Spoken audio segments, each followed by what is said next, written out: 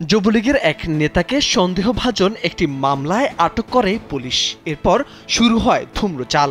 থানায় চলতে থাকে তদবির। কেউ বলেন যুবলীগ নেতা, আবার কেউ বলেন ইসলামী আন্দোলনের নেতা।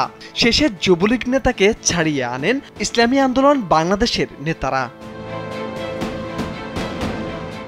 মূলত ইসলামী আন্দোলন ও যুবলীগ এই দুই দলের রাজনীতির মারপেছে আটকে যায় পুলিশ। রফিকুল ইসলাম নাঞ্জু নামের ওই নেতাকে ছাড়াতে থানায় হাজির হয় ইসলামী আন্দোলনের নেতারা। তারা দাবি করেন ইসলামী আন্দোলনের ইউনিয়ন শাখার শিল্প ও বাণিজ্য বিষয়ক সম্পাদক ছিলেন রফিকুল।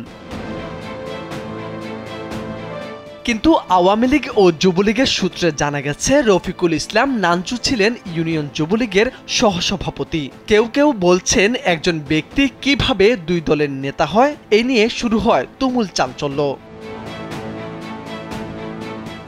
শুক্রবার সকালে কুড়িগ্রামের রৌমারী থানায় এমন ঘটনা ঘটে। উপজেলার দাঁতভাঙ্গা ইউনিয়নের আমবাড়ি গ্রাম থেকে রফিকুল ইসলাম নাঞ্জুকে আটক করে পুলিশ। পরে শুক্রবার রাতেই মুচলেকা নিয়ে ছেড়ে দেয়া হয়। তিনি সাবেক সেনা সদস্য এবং দাঁতভাঙ্গা ইউনিয়ন যুবলীগের সিনিয়র সহসভাপতি ছিলেন। এদিকে ইসলামী আন্দোলনের নেতারা বলছেন 2013 সাল থেকে তিনি ইসলামী আন্দোলন বাংলাদেশের রাজনীতির সাথে সংযুক্ত।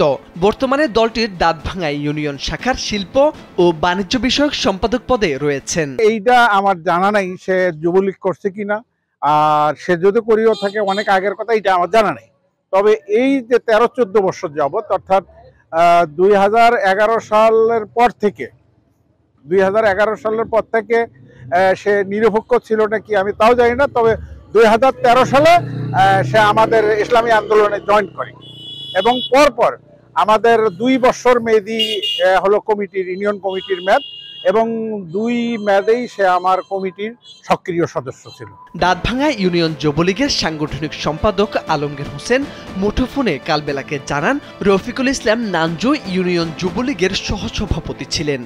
সিনিয়র সহসভাপতি 2 মোহাম্মদ রফিকুল ইসলাম নাঞ্জু দলের দায়িত্ব পালন করে। রফিকুল ইসলাম নাঞ্জু একটা ব্যক্তি, 2টি দলে। সম্প্রদায়ের সূত্রে জানতে পারলাম যে রফিকুল ইসলাম নাঞ্জু চরমোনাই সংগঠনে দলের সদস্যভুক্ত হয়েছেন। একটা ব্যক্তি কিভাবে 2টে সংগঠনে যোগদান করে এটা আমার জানার বাইরে।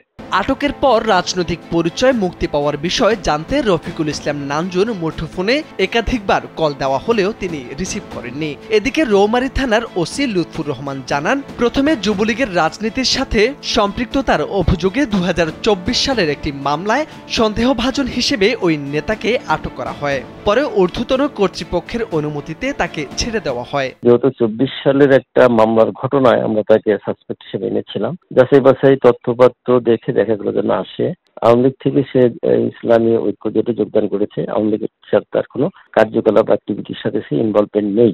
যার পরিস্থিতিতে বিষয়টি তাদের এই কাগজপত্র দেখে ঊর্ধ্বতন অফিসারদের সাথে কথা বলে আমার এসপি মহোদয়কে অবগত করে এসপি মহোদয়ের নির্দেশনা, ডিরেকশন অনুযায়ী তাকে জিম্মায় প্রদান করা হয়েছে। এদিকে অপরাধীকে রাজনৈতিক পরিচয় ছেড়ে দেওয়ায় আইনের শাসন নিয়ে সমালোচনা করেছেন অনেকেই। সচেতন মহল বলছেন অপরাধীর পরিচয় শুধুই অপরাধী। মোরশেদ আলম, কালবেলা।